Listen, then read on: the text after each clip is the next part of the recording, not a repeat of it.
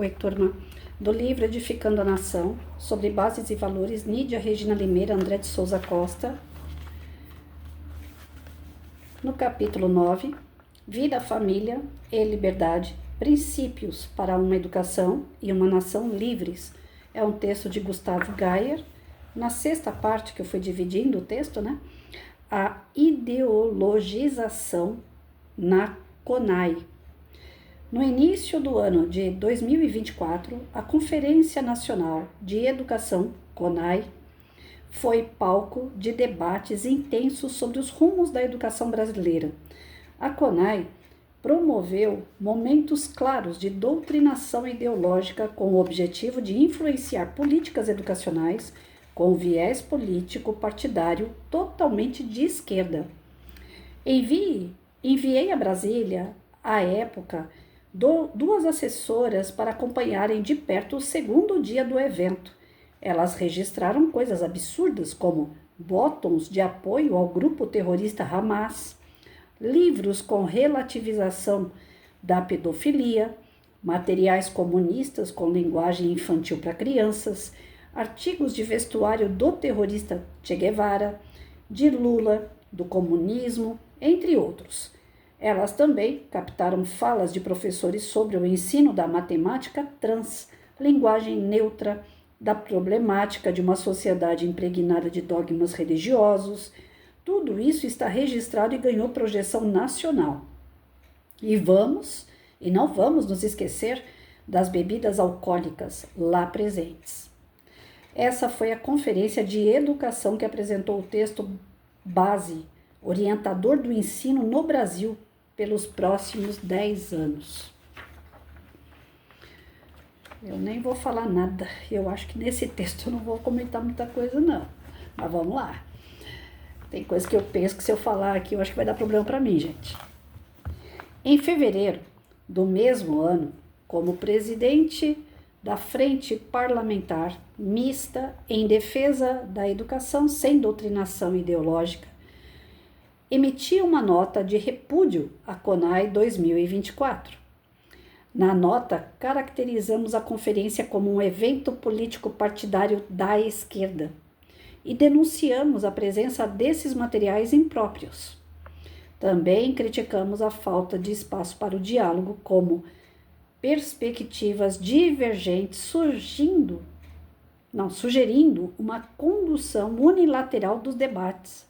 Após a CONAI, que serviu exatamente para elaborar a minuta do Plano Nacional de Educação, PNE, o governo encaminhou esse texto ao Congresso em junho de 2024. Ideologia de gênero nas escolas? Com certeza. Aplicação de projetos que visam o devido acompanhamento de alunos que necessitam de cuidados especiais? Passou longe. Busca por melhoria nos péssimos índices da educação no país? Tampouco. Essa não é uma mera crítica, e sim um chamamento. A CONAI foi prova do que muitos não acreditavam ou se recusavam a enxergar. A doutrinação ou violência ideológica é real e a esquerda não brinca ao utilizar o que for preciso para propagá-la.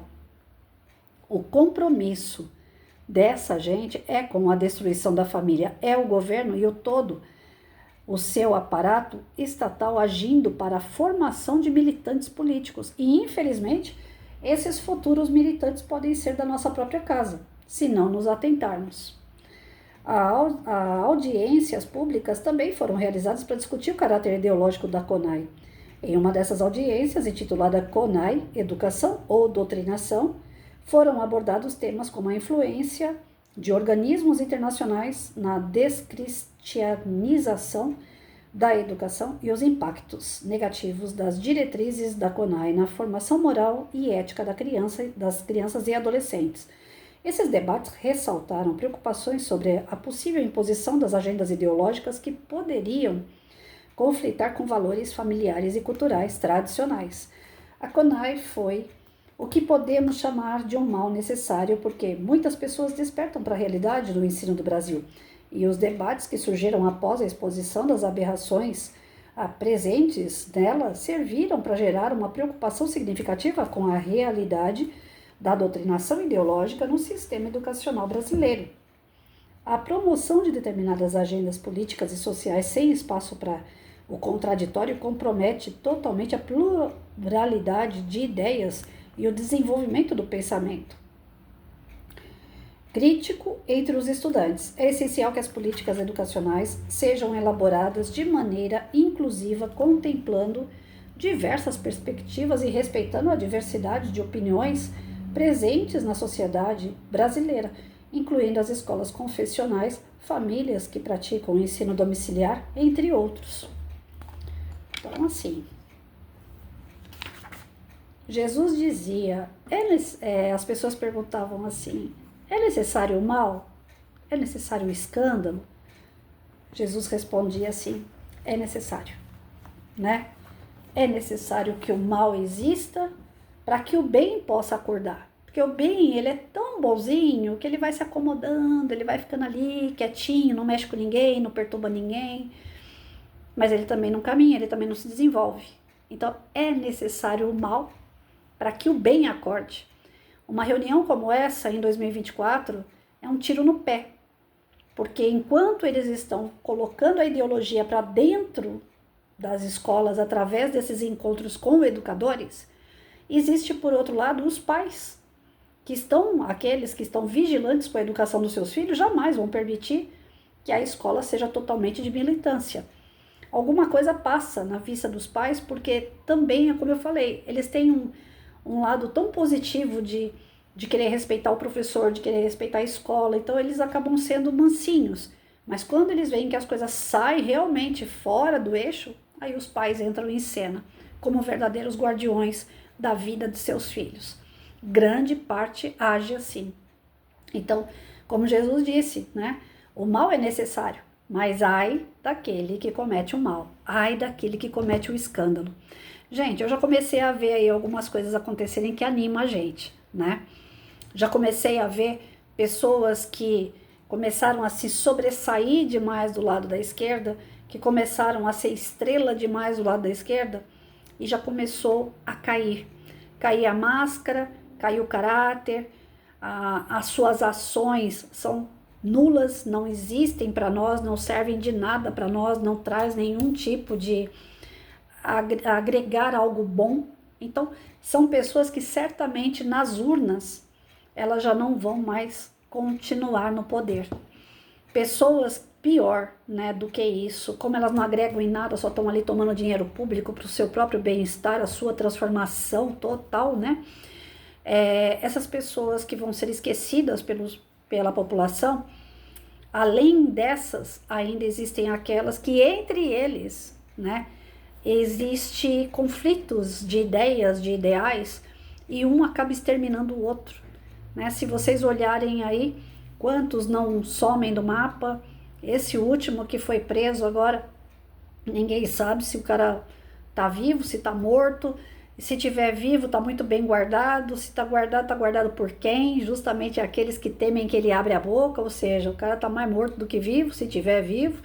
E eles vivem nesses conflitos, eles vivem nessas coisas ruins em torno deles. Eles mesmos se matam entre si. Não precisa que a população faça. Só que também tem uma passagem de Jesus que diz assim: o mal é necessário, coitado daquele que pratica o mal, mas o bem não pode ser omisso. O bem tem que atuar. O bem não pode revidar, mas o bem tem que conter o mal. Ele tem que agir. Então, diante de reuniões como essa, é importante que professores se levantem contra, porque afinal de contas esses professores têm filhos, têm netos, e é nessa sociedade que está sendo formada nas escolas que seus filhos e netos vão conviver. Então eu vejo muito avô, muito pai por aí chorando porque seus filhos estão desvirtuados. A questão não é homossexualidade, isso daí é algo natural da pessoa e deve ser respeitado. A questão é o exagero de tipos, gêneros, direitos, sabe? Eu acho que direito tem que ser igual para todos. Eu sou branca, o direito do negro tem que ser igual ao do branco. Nós não estamos vivendo mais na época da escravidão, então por que cota? Por que a pele conta hoje? Ah, vamos tirar o atraso de 1800, para. Não tem nada a ver. O negro de hoje não tem nada a ver com o branco de hoje, com o passado que nós tivemos.